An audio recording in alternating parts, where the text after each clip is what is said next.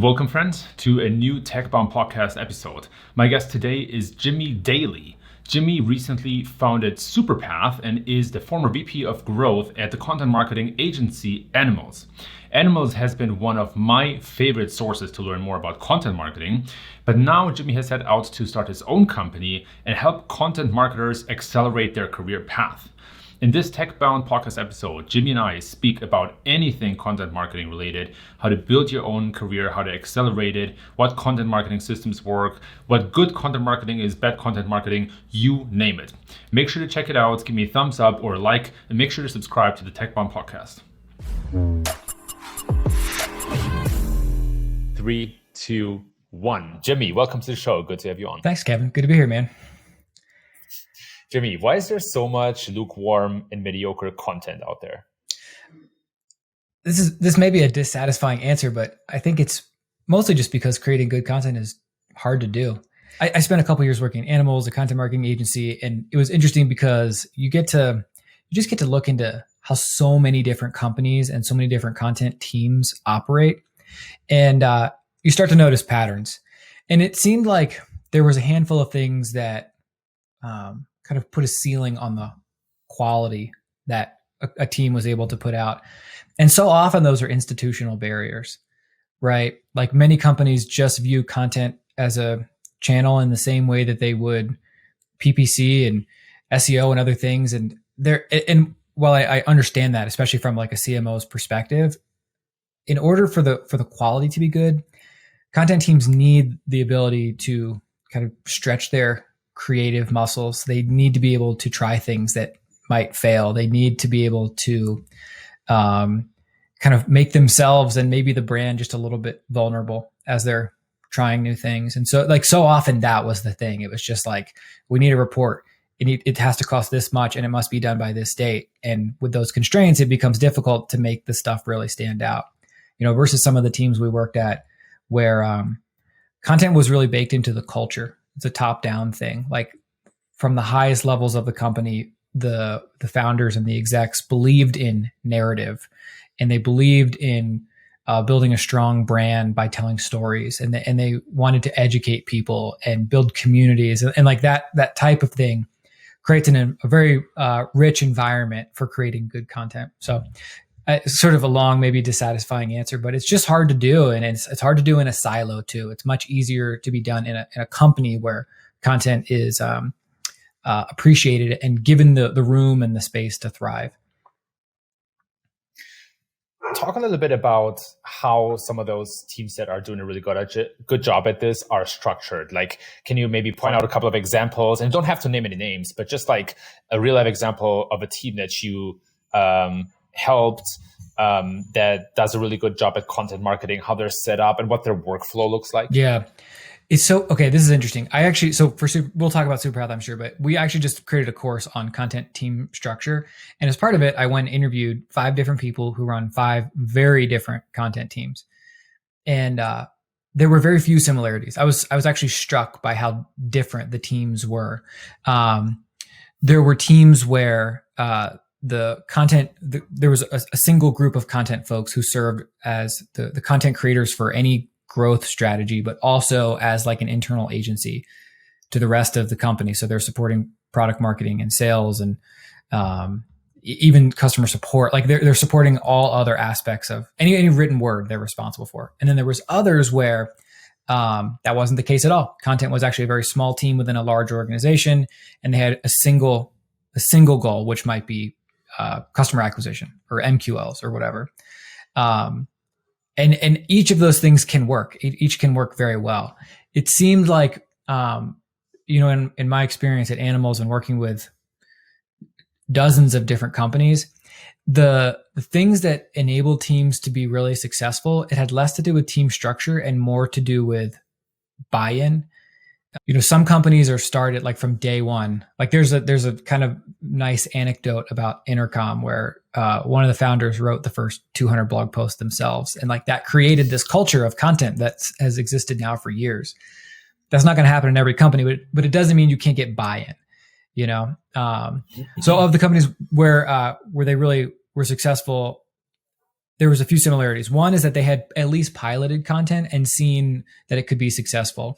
And that gave them the confidence to pursue a strategy that probably was long-term and that they knew wasn't going to work immediately and that there would be things to iron out over time. Budget was interestingly not a factor. There were some very large companies we worked with that stunk at content because there was way too much red tape. There were legal teams that would, quote unquote, de-risk content until there was nothing left. And then there were small teams where maybe it was just one person plus a freelancer who were doing amazing work because they had bold ideas and nothing in their way. And then there's plenty of middle ground too. Like every content team works with some constraints. Sometimes constraints actually can be productive as long as they're not the type that that hinder good creative work. When it's all about dollars and cents and all about the data, again, I get why people do it. I get why they want to know what's the ROI and when is it going to be done and when will it deliver results and all that. But content is just one of those things that requires a little more patience. So like the environments where patience was a positive thing, those teams were able to create really good work, even if it wasn't on their first try. Sorry, I know that was another long-winded answer. I want the long-winded answer. And to follow up on that, how do some of the best content teams or content marketing teams in the game measure their success? That too varied. Increasingly at Animals, it was interesting because in the 3 or 3.5 years I was there, the content marketing landscape shifted quite a bit. And so what started was just page views, like just top line page views, all folks cared about. This kind of nice shift happened where people were much more curious about, running a campaign for 3 or 6 months with a very specific target and then reevaluating after that period to see, what's the next thing? Should we continue this or is there something more important we should be looking at? So I can think of teams where the primary goal was month over month organic traffic growth. And that was something that we felt very comfortable with as an agency, like that we could help move the needle on a number like that. The relative growth, I think, is also super important as opposed to just kind of shooting for like arbitrary absolute numbers. I can think of other teams too, where it was just demos. All we care about is demos. So, we'll kind of look at those, that other kind of metadata that orbits the one core metric, but like really just drive demos for us. And then I can think of other teams who had maybe been doing this for a while. Maybe they had a track record of like 5 or so years of really successful content and they actually stopped measuring it, or at least stopped measuring it so tightly, because at that point it was obvious that it was working. And it was obvious that when all of the relevant content metrics were trending in the right direction, that trials or signups or MQLs or whatever other metric they were looking at was paralleling that. And it's very difficult to analyze it in a way that makes causation obvious, but the correlation is always obvious if those numbers are heading in the right direction. So yeah, there was actually interestingly very few people we work with, and I'm talking across like 100 different B2B SaaS companies who were really into like influence pipeline and multi-factor attribution and things like that. I was actually surprised. I thought we'd get more of that, and we didn't. I think a lot of teams had tried it, dabbled with it, realized it was way too complicated and not that effective anyways. And so they had just picked those like handful of like kind of North Star, quote unquote, North Star metrics and just focused on those. I want to talk a little bit about that problem of correlation and causation in the context of content marketing and also pitching and selling content marketing. So I think there's kind of a connection here between making space for the creative and going after a hard business impact. And I would love to dissect that a little bit. So my question is, how do you pitch content marketing internally, say to the to executives or to the leadership in terms of business impact? Yeah, that's interesting. The numbers you measure should have dollar signs in front of them. Like that was always the main thing. And so during that time in Animals, I was our sales guy for 2 years, and I spent a lot of time on calls trying to convince skeptical executives that they should hire Animals to do their content marketing. And so often it was about narrowing the scope of the projects, making them feel comfortable that there was a very clear very specific plan to achieve a single number. That's something that even someone who is completely unfamiliar with content marketing could be comfortable with. And so there were a number of customers that we worked with where all the content we did was sales enablement or kind of bottom of the funnel stuff like case studies and things like that. Part of that was because it's what the business needed. And part of it was because that's what whoever was in charge of the purse strings felt comfortable with. How do you then make kind of space for the creative? Because I notice my own experience and work with other companies that when the dollar amount is over indexed, when people pay too much attention to the dollar amount, it then becomes really tough to create these top of the funnel pieces or pieces of content that are not directly related to revenue, but sometimes necessary for link building or brand awareness or just awareness in general. So how do you get that balance right? How do you create enough space for the creative to happen? I think the creatives have to earn that, right? They have to earn the trust. Like this is, probably 5 or 6 years ago. I was talking with Greg Ciotti, who at the time was leading up content at Help Scout. And I was just, he had offered to let me pick his brain. And it was so interesting to hear because the Help Scout blog 5, 6 years ago, I mean, they were crushing it.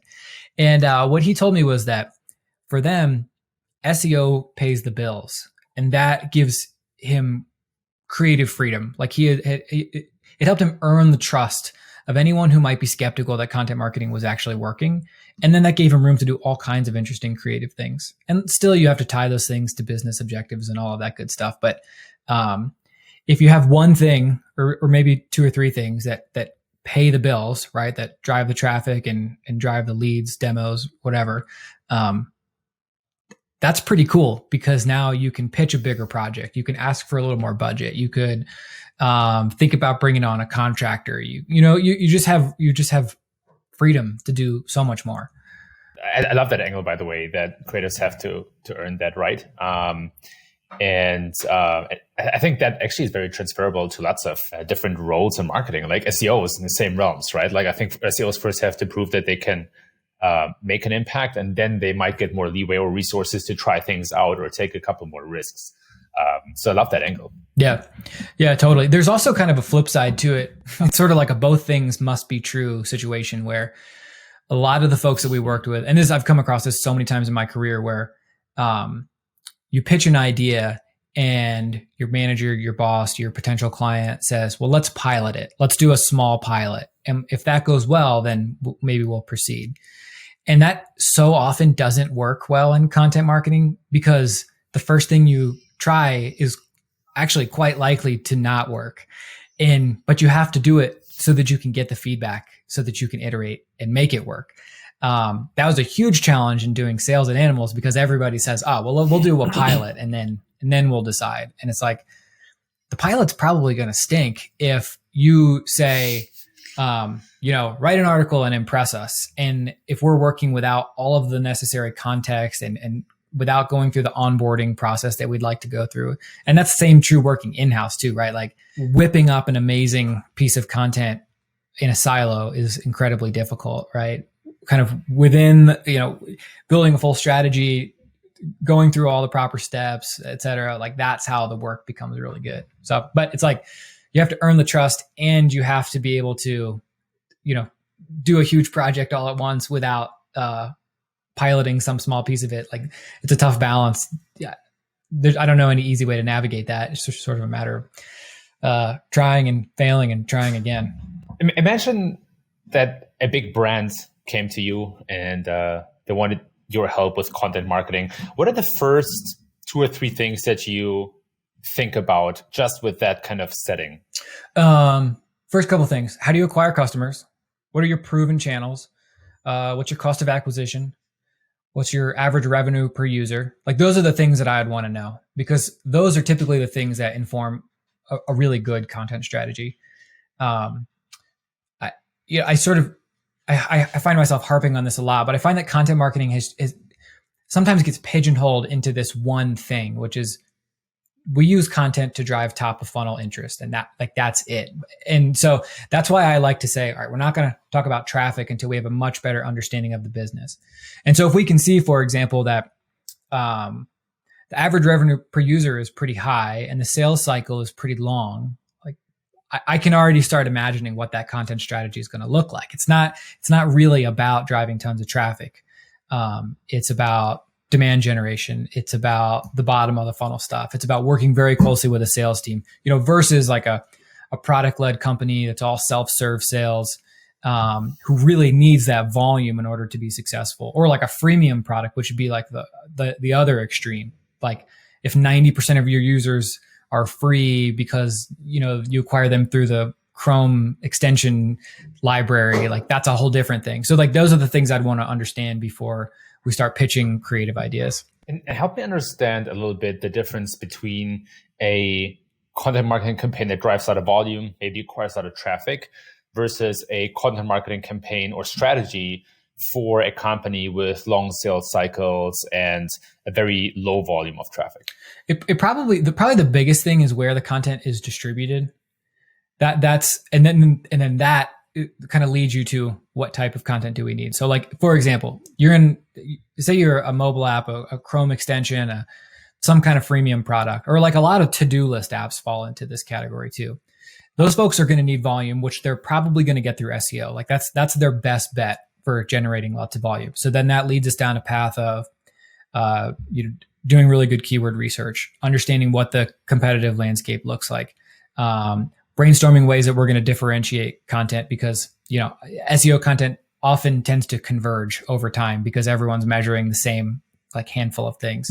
There's ways to do it still. It's just like it's a different challenge than that the other company with the 3 to 6 month sales cycle selling $10,000 a year contracts. In that case, it's much more likely going to be about hopefully they've already got a strong email list. If not, we're going to help them build that.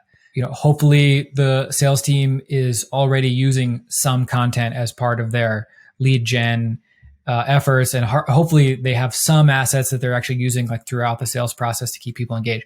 If not, like those are all huge opportunities, and they're going to be distributed in this very like one-off fashion, and you're going to write it differently because of that. I think the thing about content that I'm always looking for, regardless of who the reader is, what the strategy is the company able to elevate ideas above all else. Like a good piece of content should present a single idea, present it very clearly, hopefully present it in a new way, maybe a counterintuitive way, give us some interesting perspective on it, like as opposed to just churning out things to check a box, that's the danger with SEO content, and that's kind of obvious to most content folks, but it's also the danger with a lot of bottom of the funnel stuff too. It's very easy to put together a case study that just checks boxes, and there's so much room for creativity within that style of content that requires a little more effort to make it happen. But like, to me, it always comes down to, are you elevating ideas? And do the ideas shine through? Because those are the things that really resonate with people. Where does that effort go into? And I think what I'm getting to is a bit what distinguishes the really good content marketing teams from the bad ones, or campaigns or strategies.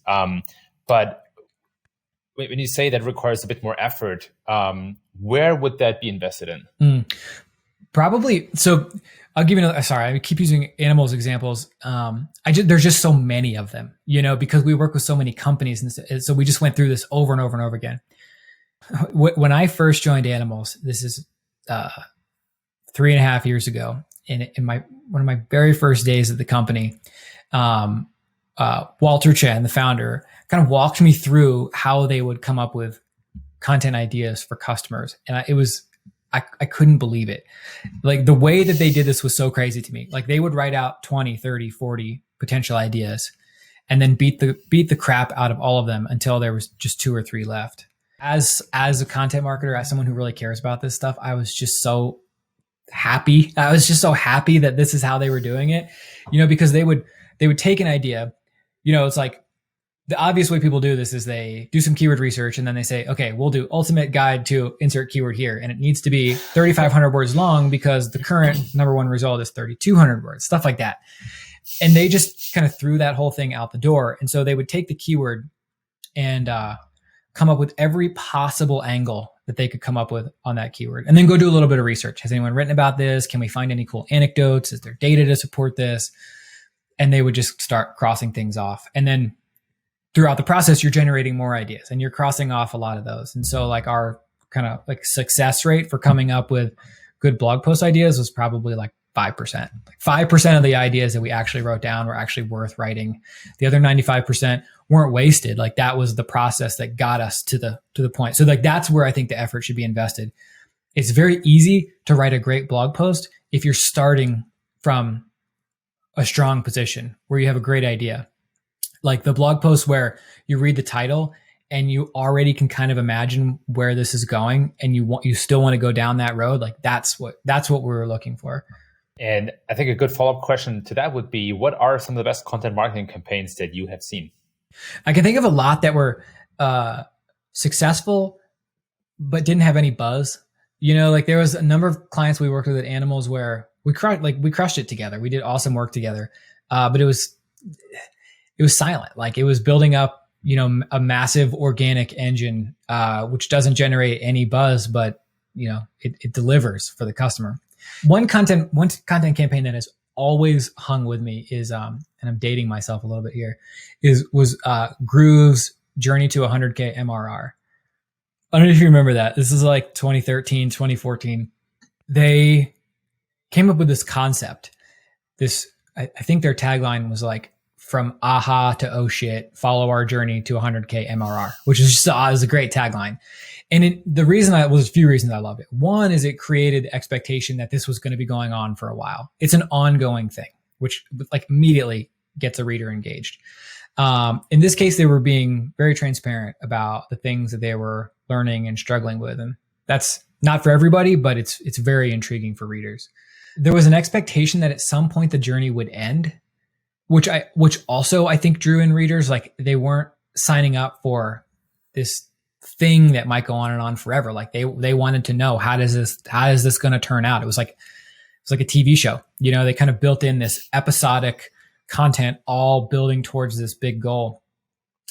Interestingly, once they got there, the buzz was lost, and then they turned it into Journey to 500K MRR and then to something else. But at that point, I don't even think it mattered anymore because they had built up a significant domain authority, and then they could rank for all the things they wanted to rank for that were actually going to move the needle for their business. You know, it's sort of like a loss leader to get them the ability to rank for all the customer support related keywords that were going to be super important for them. But I always love that because it really captured the attention of the whole startup world for a little while there. You mentioned something a little earlier where you said something about feeding an email list. So I think there's this myth out there that content marketing is either an infographic or one of these like ultimate guides to something. Update me on a realistic view on what great or outstanding content marketing actually is. Yeah, that's interesting. I think that probably differs a little bit from one company to the next. Some companies are out there to build a brand, and that's a little bit different than building traffic or sort of working towards other metrics. For companies that are looking to build a brand, content marketing looks like great ideas, a very tight style guide, you know, a distinct voice and tone on that blog. It relies on individuals to be out there kind of repping the brand, you know, like the marketing team needs to have their names and faces out there. It probably involves other mediums like audio and video because those just sort of fit so nicely into like a persona driven brand.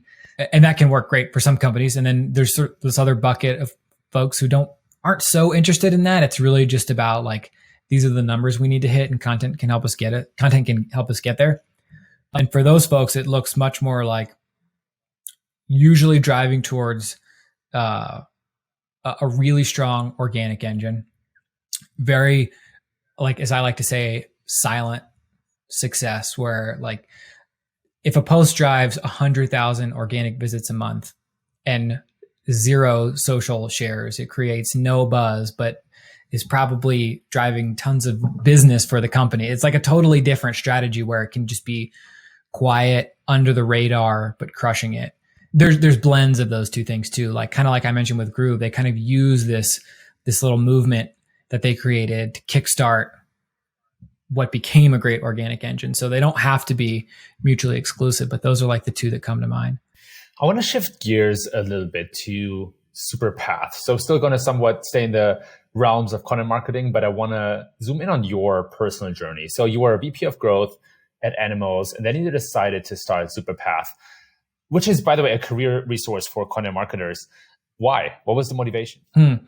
I've had the itch for a long time. Like I've had the itch to do this, try it, see if I can do it on my own for a long time. A few years ago, I started a Slack community, and it's called Content Marketing Career Growth. And I started it on a whim because I felt like I don't know where to go to talk about my own career. I assume that's probably true for other people too. And it grew just totally organically. I didn't do anything to facilitate that, and people kept joining, and there was really awesome conversations happening. And I started to think like, maybe there's something here. Like maybe could be more than just a Slack group.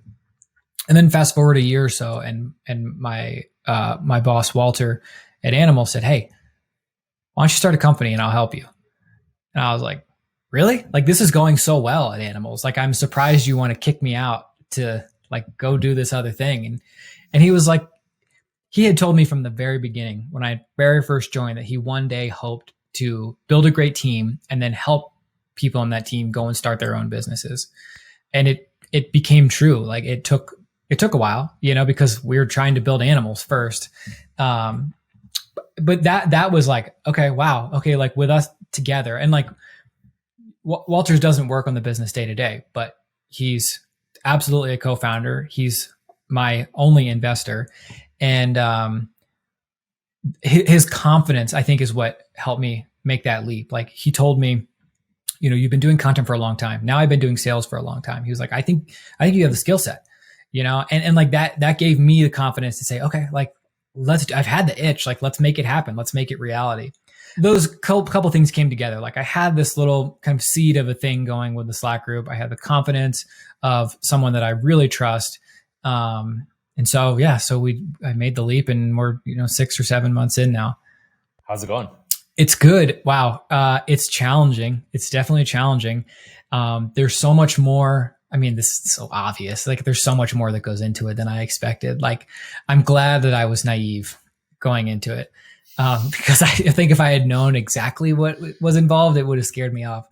But overall, it's good. I mean, we have 3 lines of business open right now. We have this Slack group, which is awesome. It's just like bustling with activity. And we're helping people. Like that's the thing that gets me up in the morning is like, we're building courses, which are helping people level up their skills. Like we have a job board where we're helping people find better career opportunities.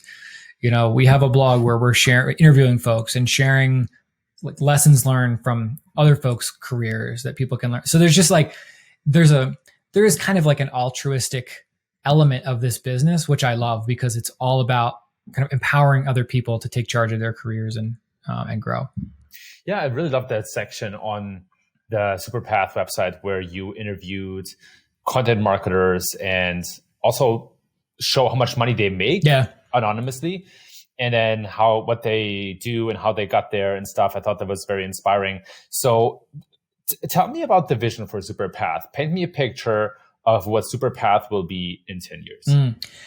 Wow. I don't know. I have a couple visions. I mean, the way the business is structured is I've drawn inspiration from a few different places. One is really successful communities like MakerPad. Like they've built an amazing business via community.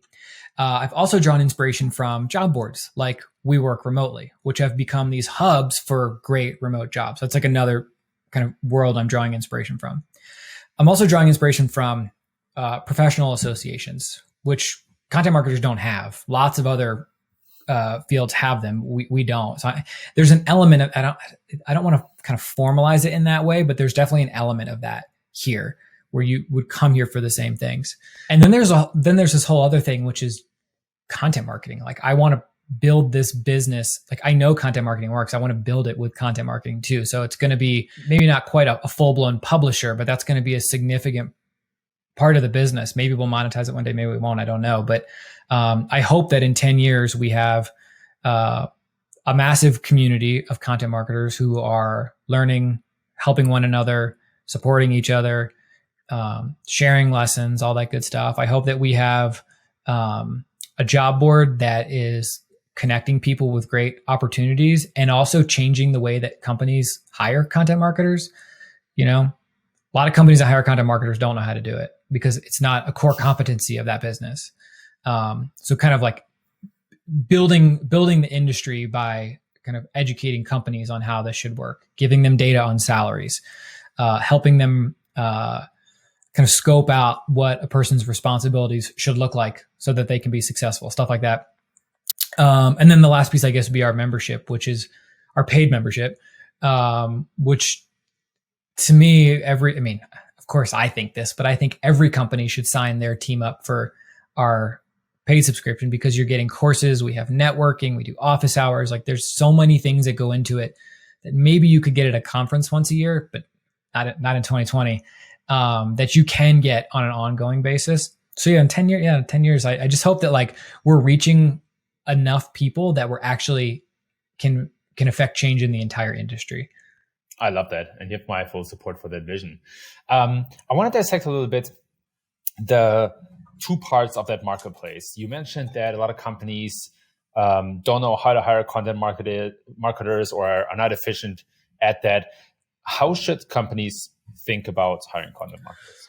I think that they should consult people who have built content teams in the past. Like that's the biggest thing, because the thing that I notice about the job descriptions that I read is that they're asking so much of people. Like they want someone with 10 years experience to write 3 blog posts a week and manage a team of 5 people and like coordinate with the CMO on marketing. Like they just want so much out of people.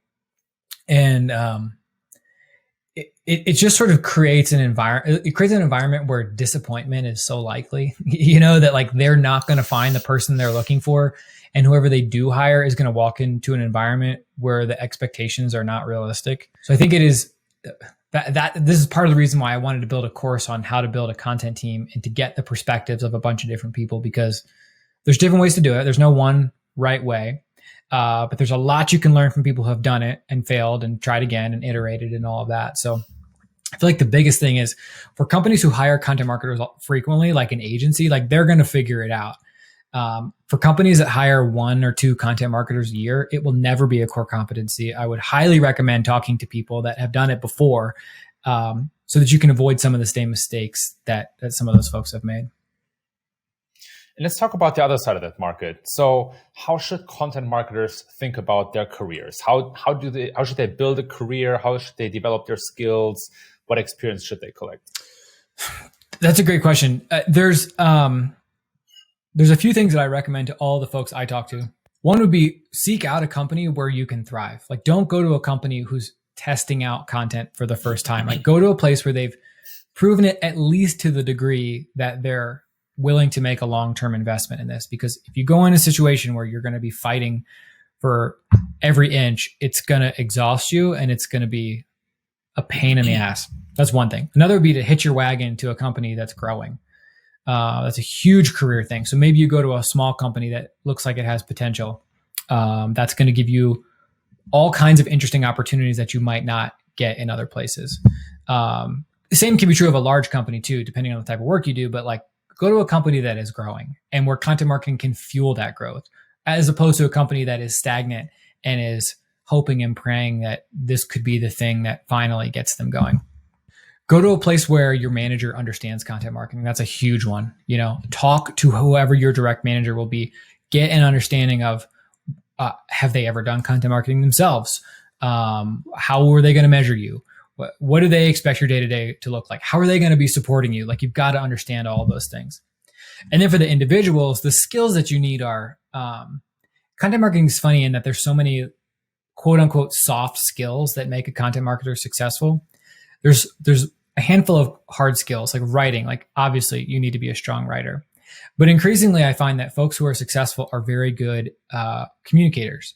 They're good leaders. They're very organized, you know, like they can take a bunch of disparate pieces and put them all together. They can kind of like rally a team around them to help get a big project from A to Z.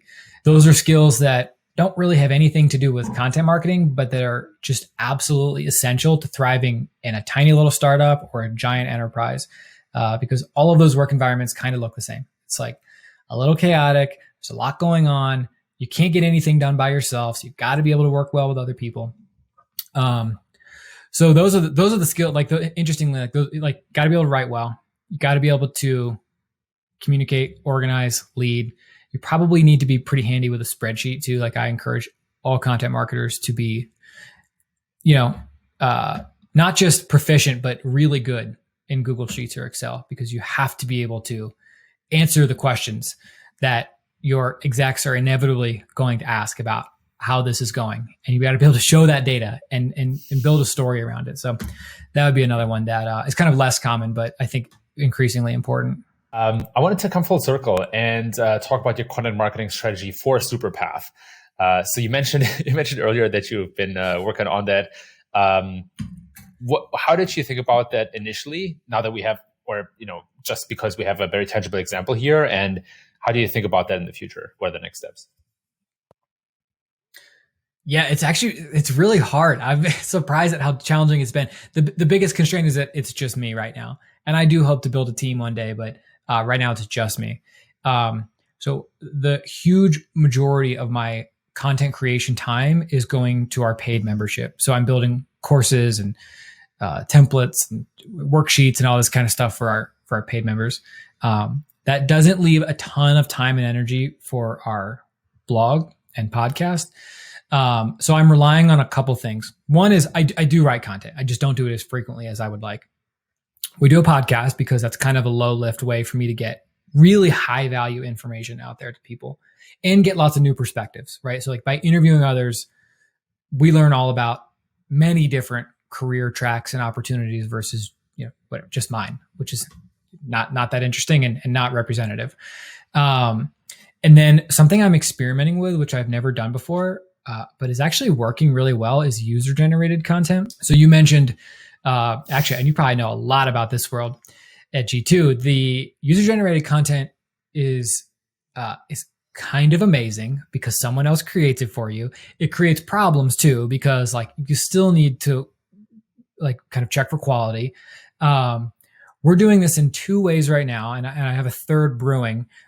One is that we run surveys in our Slack community, and then I publish the results of those. And that's great because like we can ask a question, get a bunch of input, and then I can spin up a quick article that just reports on what we found. Another is this series we're doing called the 100K Club, where we publish anonymous interviews with folks who work in content marketing that make more than $100,000 a year. That's been a huge hit.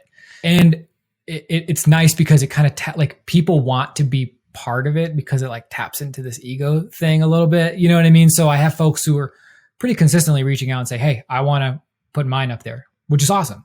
And those are very easy to quality check because like these are very high level content marketers writing content for our blog. It's fantastic.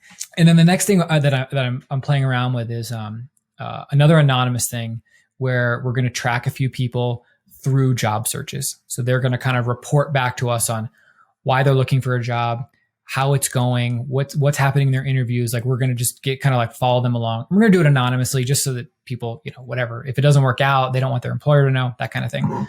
It's been good. I've wrestled with the UGC thing a little bit because like I'm used to, for the most part, creating stuff myself or working very closely with a team of writers who I really trust. So it's a little weird to just have like people I don't know writing stuff for a blog that I feel responsible for. But I'm learning, and it's helping us scale in a way that like I just couldn't do on my own. Yeah, it's so weird first of all, that all sounds amazing and exciting. And I'm pretty certain you will have like loads of success with that. But also referring back to what you said in the beginning to your answer, where it's such a different beast when you apply the things that you consult others for to yourself, right? There's this weird universal principle that definitely. Doctors are the worst patients. And then, it's easy to consult someone else in content marketing or SEO, but then do it for your own side. You're all of a sudden like, oh my gosh, how am I going to do that? It's weird like that. Totally. Yes, totally. I want to end with 3 rapid fire questions if you're up for it. Yeah, let's do it. Awesome. Okay. Number 1, what's something weird about you? I really like type 2 fun. Type 2 fun meaning like suffering. I like that. Long runs, challenging runs. Like that's the thing. Like that's where I don't know. Like it's how I maintain sanity. It's just like going out. I live in the mountains and I live in the Rocky Mountains, so it's good opportunities to get out and suffer. So it's weird, but I like it. You and I have that in common. Just that I don't run but lift weights. Can very much relate to that. Second question: what is something you have recently, say in the last 6 to maybe 12 months, changed your mind about? Oh, interesting. Okay. This is okay. I haven't shared this, but I'll share it. Therapy. 2020 has been challenging. It has been challenging for everybody. And I have found myself really for the first time, I've worked from home for a long time, but only this year have I started to feel isolated. And starting a new company has been, I feel so vulnerable. You know, when things don't go well, I take it very personally. And so I started going to therapy. And it's not something I thought I would do or need, but it's great, actually. And so I changed my mind about it and now feel like, wow, I wish I hadn't kind of attached this stigma to it because I could have benefited from this at plenty of other times in my life. So yeah, that's a big one. Another thing that we have in common. And the last one, let's see if we can make it 3 or 3. What is something that you're really excited about outside of work?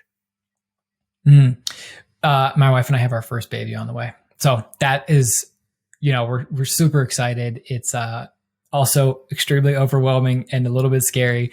But this is like obviously our life will be changing significantly, but for the better. And very excited about that. Congratulations, Jimmy. That's amazing. Thank you. Very happy for you. Thank you. Yeah. Don't know that I'd recommend starting a business and having your first kid in the middle of a pandemic all for the first time. Not sure that was a great idea, but I'm excited about all those things. Yeah, I know a couple of people who had their first baby on the way while they started their company. Not during a pandemic. That's probably pretty unique. But I think it without having that made an experience myself, it sounds like that lights a fire under your butt that nothing else will. Definitely. Yeah. Way more waking up in the middle of the night wondering like, how am I got to figure this out. We can't, you know what I mean? Like that was something that is a little new for me to not be able to like leave some of these things, all of these things really like kind of alone at the end of the day. I have high confidence in you that you will figure those out. But Jimmy, thank you so much, man. This was a fantastic conversation, super exciting and enlightening. And I want to thank you and appreciate you for your time and the knowledge you shared with us. Yeah, absolutely. It was great to chat, Kevin. And I'm glad we should catch up more often, but I'm glad we had the record button going this time. Yeah, likewise. Before I let you go, where can people find you? Superpath.co is where everything I'm working on is happening there right now. This is probably the best thing. And then I spend a lot of time on Twitter, Jimmy_Daly. Ladies and gentlemen, Jimmy Daly. 3, 2, 1.